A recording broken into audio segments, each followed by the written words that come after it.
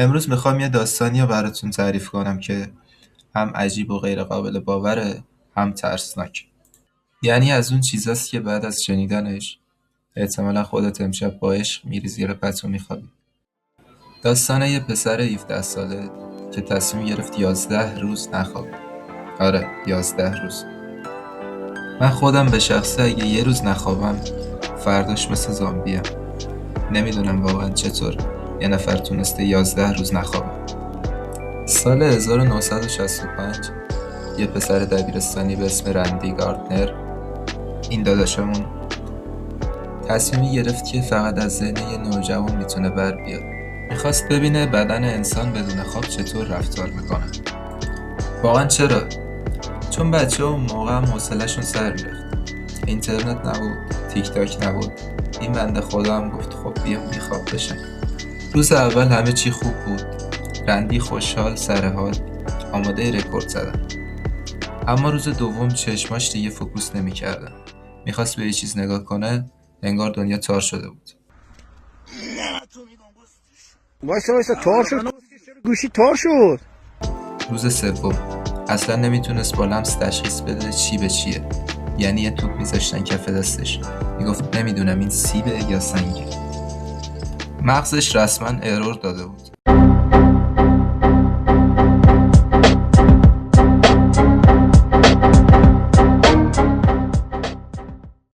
هرچی جلو رفت بدتر شد.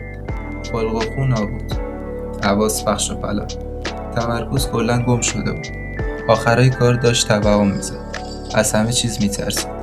حافظه کوتاه مدتش دود شده بود، رفته بود هوا. ولی عجیبترش اینه که بعد از اینکه بالاخره خوابید کامل خوب شد، یعنی بدون آسیب دائمی. ولی خب خیلی خیلی خوششانس بود. کمخوابی فقط این نیست که حوصلت کم بشه یا زیر چشمت گود بیفته. نه رفیق، موضوع خیلی جدی تره. یادگیری ضعیف میشه، حافظه داغون میشه، بدخلق میشی، سرعت واکنش کاهش پیدا میکنه، التهاب بالا میره، فشار خون میره بالا، خطر دیابت و چاقی بیشتر میشه، حتی توهم هم ممکنه بزنی. میدونی چی ترسناک داره؟ مطالعات میگن کسایی که کمتر از 6 ساعت میخوابن خطر سکتهشون 4.5 برابر بیشتره. حالا میخوام یه چیزی بگم که شاید تا حالا نشنیده باشی. یه بیماری هست به اسم بیخوابی خانوادگی کشنده. یه جهش ژنتیکی نادره که باعث میشه بعضی از آدم‌ها اصلا نتونن بخوابن. نه دارو، نه آرام بخش، هیچی جواب نمیده. کم کم وارد یه حالت وحشتناک میشن.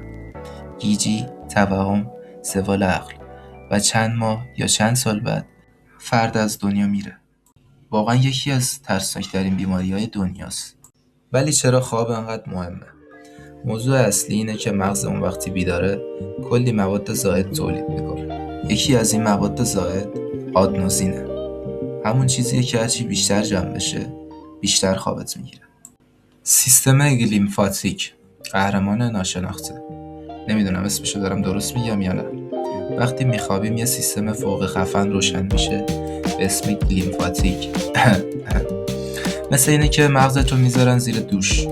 مایع مغزی نخاعی میاد بین سلولا میچرخه و همه سموم روز رو میشوره و میبره. بعد تازه صبح پا میشی میگی وای چقدر سرحال شدم من. خب عزیز من، مغزت شب تا صبح کارباش بوده. خب یه جنبندی پایانی بکنیم. پس نتیجه، خواب یه چیز لاکچری نیست. خواب واجبه برای مغز، برای بدن، برای روح، برای آینده‌ات. خواهشاً امشب به احترام مغزت به موقع بخواب. اگه از ویدیو لذت بردین لایک فراموش نشه. کامنت بذارین و بگین شما شبی چند ساعت میخواین. اگه زیاد کم خوابین شاید باید یه ویدیو جدید براتون بسازم درباره اینکه چطور خوابمون رو تنظیم کنیم. تا ویدیوی بعد رفقا، شبتون آروم، خوابتون محکم. خدا نگهدار.